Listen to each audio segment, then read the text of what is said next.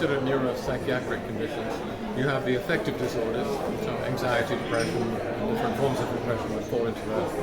And then you have the neurodevelopmental disorders, ADD, ADHD, autism, dysphasia, dyspraxia, opposition, defiant disorder, conduct disorder, schizophrenia, they all fit into that. And then you have the neurodegenerative conditions, let's say talk about Parkinson's, Alzheimer's, Lewy body, things like that.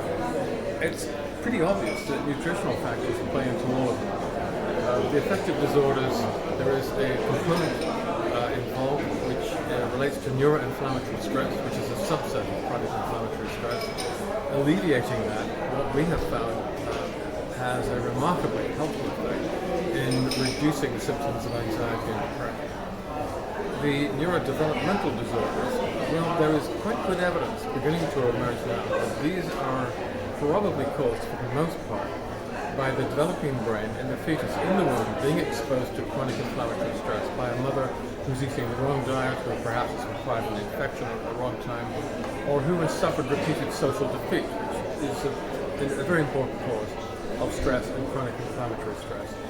By removing those factors from the pregnancy, by making pregnancy a healthier and happier experience, I believe we can do a substantial amount to reduce the numbers of children who are presenting with those neurodevelopmental disorders. Finally, the neurodegenerative disorders, the evidence that they are adversely affected by chronic inflammatory stress and dysbiosis is overwhelming. It's extremely strong.